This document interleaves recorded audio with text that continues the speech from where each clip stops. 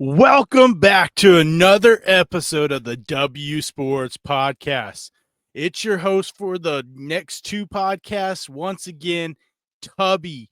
We are going to talk everything that happened this weekend in week 12 of the college football season. Before we do, just a quick reminder to head over to YouTube right now and go click that subscribe button to get yourself entered into our November giveaway for an NFL signed jersey. You are not going to want to miss out and be part of the Dub Squad as we head towards 300 subscribers on YouTube. But with all that said, let's go ahead and jump into some of the action from this great weekend of college football. We're going to start it off out west, I guess, in the Big 12. Colorado survives with the late push in the fourth quarter to beat Utah. Now, beginning of the season, me and Jimothy, we both probably had, or not probably, we were on record for saying we thought Colorado would have 4 to 5 wins. Well, right now they're sitting at 8. And I'm man enough to say I was absolutely wrong about this team.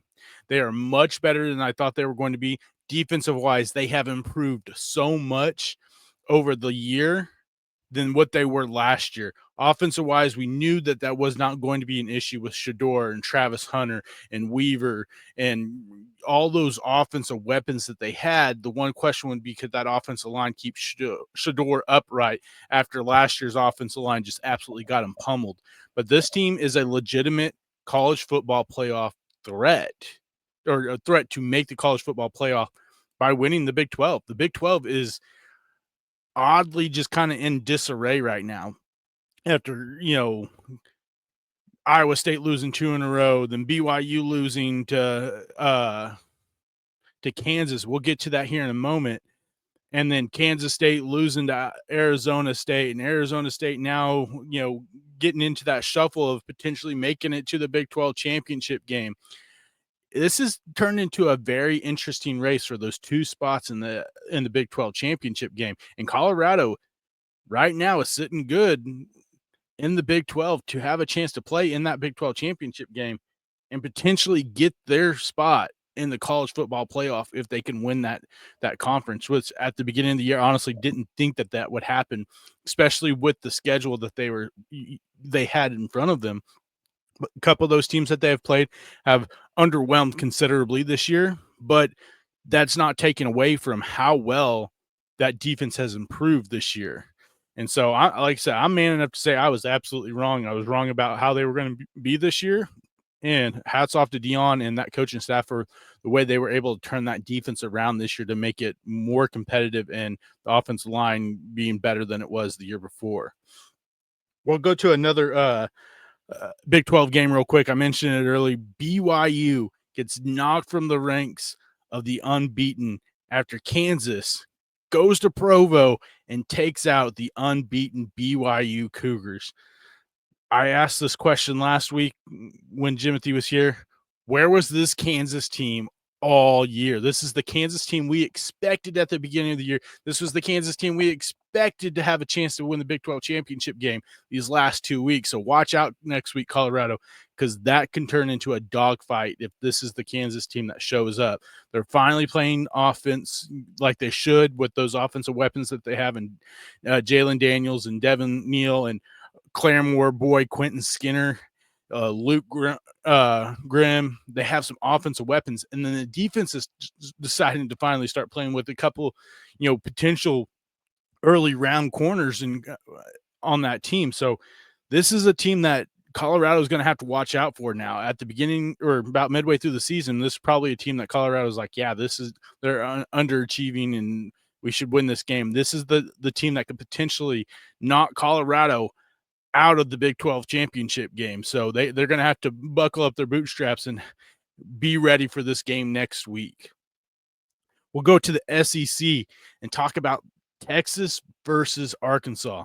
Arkansas gave Texas all they wanted. Texas looked a little out of sync most of the game. Defensive-wise, they played good for the most part. They only gave up like 234 yards to Arkansas, who has a high-powered offense. And but the offense for Texas looked a little out of sync. And yeah, they scored a couple touchdowns, scored late to push the lead, but this isn't looking like a threat, like a big threat for the college football playoffs with Texas. It seems like something is missing along there. Yeah, they're winning, but they're not winning convincingly against teams that they probably should have, or like they were at the beginning of the year. So there's something a little off about them. I'm not quite sure. The SEC in a whole is just kind of, I don't know if it's just the depth of the SEC this year that is just really tough, or maybe the SEC teams just aren't as good as we expected them to be this year. I'm not quite sure. I haven't figured that out yet. Even 12 weeks through the season, I'm still kind of trying to figure out how that is, but Texas gets the win. That's all that matters for them. Keep their SEC championship hopes alive. Right now, it's looking like we could see it all Texas SEC with Texas and Texas A&M if they both can win out. I think that'd be a very interesting game. Well, actually, they both can't win out because they actually play each other the day after Thanksgiving. I forgot about that. So one of them is going to win that game and the other one's going to lose, and that could potentially open the door for another SEC team who got a big win this week, and that is Georgia. Even though Georgia has played absolutely awful for up to the for their standards those last couple of weeks, they get the big win against the Vols and keep their playoff hopes and their SEC championship hopes alive after taking out the Vols. The biggest takeaway from this game is that Carson Beck did not turn the football over. He had been turning the football over at a high clip over the last 6 weeks. Had 10 touchdowns, 14 turnovers, like we talked about the last couple of weeks. This week he was able to keep from turning the football over, and the defense played a lot better than they have played over the last few weeks. So Georgia, maybe they're right in the ship right now, and Carson Beck's over the turnover situation. If that's the case, and this offense starts clicking, watch out. This could be a dangerous team going into the college football playoff if they're able to make it to the SEC championship game and stay with only 2 losses. Even if they don't make it to the SEC championship game, they finish out the season with only 2 losses, they're going to be in the college football playoff. But the big thing, me and Jimothy were talking back and forth about this morning, is that the fact that Kirby Smart calls out the college football playoff for having them outside of the top 12 or top 10 or whatever it was after last week's ranking, and we're like, man, why are you crying? One, you still have a way to the SEC or to the college football playoff. 2, your team has played terrible. You got absolutely drummed by Ole Miss. Your offense has looked awful. You've gotten lucky. You've won some of these games, and your defense hasn't played up to snuff like a typical Georgia defense that we're used to seeing over the last 4 or 5 years. You had no room to cry or whine or any all that because you guys have not performed on the field. You get the win this week and you turn around and start crying about the college football playoffs. Focus on the last 2 weeks of the season, because that Georgia Tech game isn't a give me this year. Georgia Tech is a lot better than they have been. They've beat a couple of big teams. They have been very feisty in some of these bigger games. They seem to get up to play. This is a team that could give Georgia a headache, I think, in that final week of the season, and potentially knock Georgia completely out of the college football playoff. So they need to focus up, finish out these next couple of weeks with some wins, and hopefully for them, they can get into the SEC championship game. And even if they don't, they can still push for the college football playoffs. Next, we're going to move to another SEC game. Florida takes down LSU, and by all means, more than likely takes LSU completely out of the college football playoffs.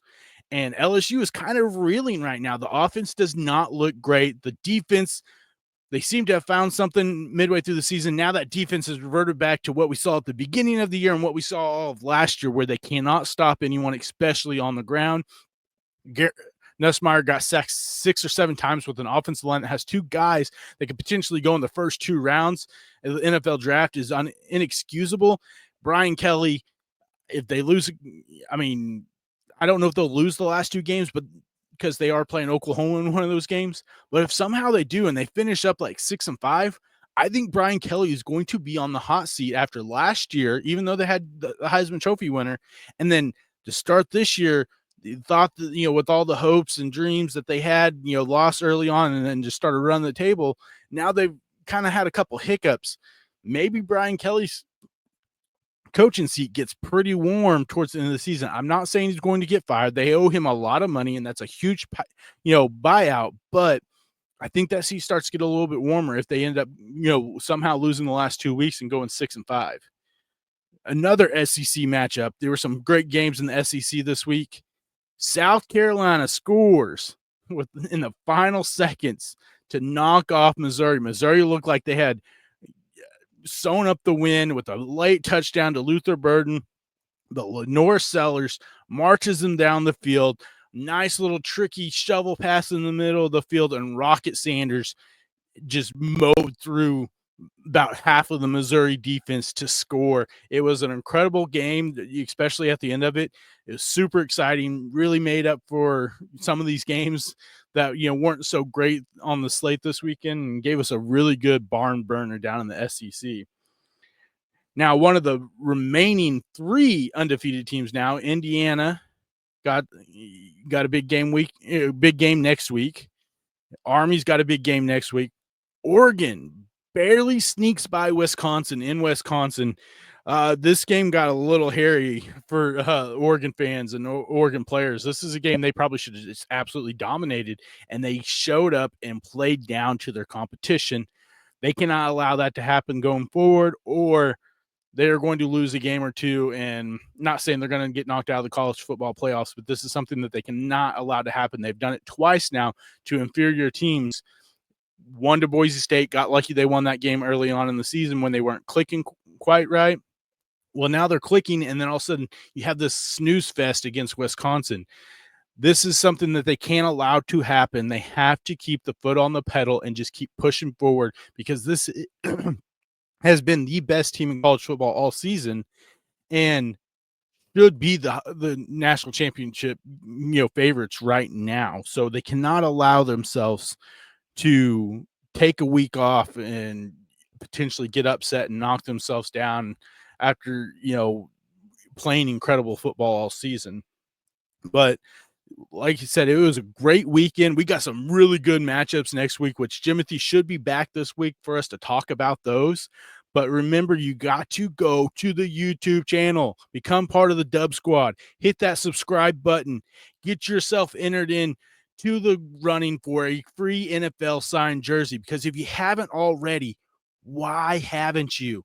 We're the best sports podcast you've never heard of. We're on our way to 300 subscribers on YouTube, and you're going to want to stick around because we have more giveaways going each and every month. So until next time, just remember, you just got to listen.